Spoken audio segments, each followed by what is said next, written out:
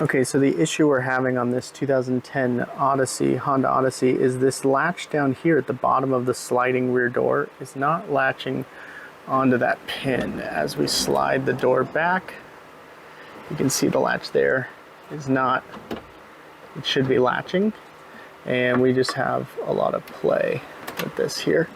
Occasionally it works, occasionally it doesn't, so we're going to replace this latch mechanism.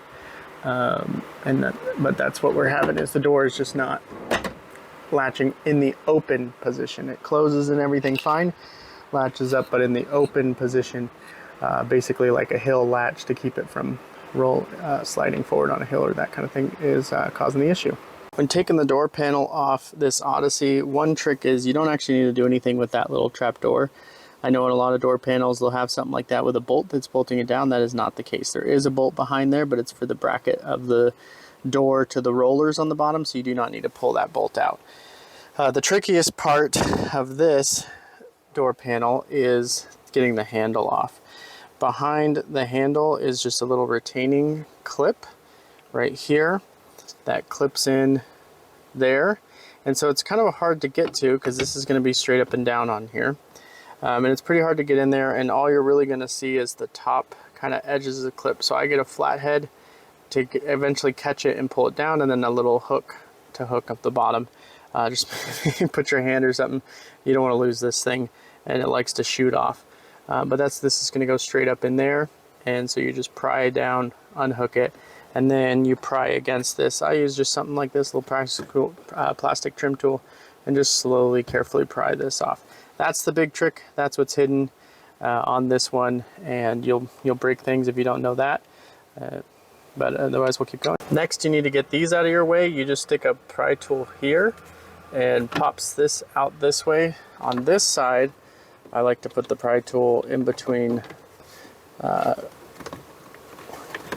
of right along here, and pop this way. You don't need to pull the whole thing off. You just are getting this out of your way, so when you come up with the door panel, it'll be out of your way.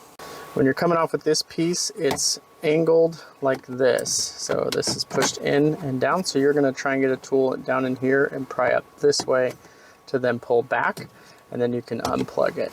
So that's how you get that out. Once you got the door panel to this stage, it's just use a plastic pry trim tool down the sides and start popping slowly out. You can reach down and pull on the bottom. This side's kind of a pain because you have to kind of get out of the car and try to reach in with the pry tool, and it's just hard to get to. But you do want about this much space, maybe about there, to try and pry it. Once it's pried off, you just lift up, because these are going to be out of your way, and you're just going to lift up and then off, and it should be pretty straightforward. So I put the door, I just got a floor jack piece of wood, and I'm not even lifting, I'm just holding the weight so that I can take this bracket off to bolt up the new part. You can't get to the bolts as it is, so I'm holding the weight of the door while I take this off. Okay, now with that bracket off, you can actually get to the 2 screws to get to the latch mechanism. This is actually already the new one. Now you do need to use an impact driver. This is an impact driver here.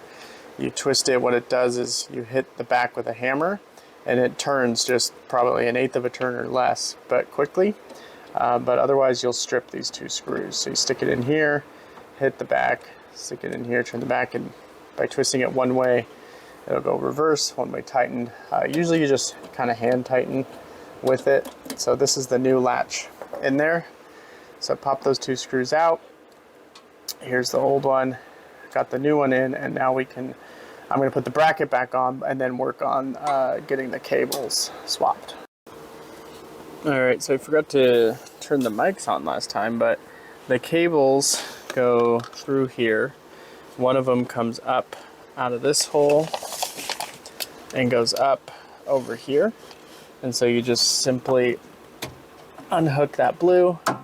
This kind of pops back and down, and then this pops out. The new one I got came with a new one of these, so it just kind of pried that out, goes down through here, and then just comes out. So I got the new one in there now. Now I'm working on the other cable, which goes to the back of this. So it's just 2 10mm here, one here. I just loosened these because they have a little keyhole to come out of. And then unplugged it so I could just get to the back of it. On the cable, it has one of these little, this is not the cable, it's on the back side, but you just pick up on it and it kind of hinges, so then you can pop it out. So there's that, but the cable is actually, if I can get it here, is back here, right here. So it's hooked up to this, and there, right there you can see the white that we have to get just to pop off, and then it just kind of loops around, down and out. Okay, I was able to get this piece out a little bit more, and so here's the new cable right here. So we just basically pull it down here and then up, and clip that in there. Now it's clipped in, that just clips on, and we can put this, wiggle this back in like that.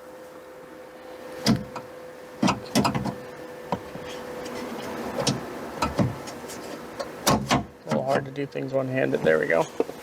So now that's back in, and now it latches. It's actually latched in place. Unlatched. Listen to this. You can hear it actually latched, and it's actually on there. That's what it was not doing.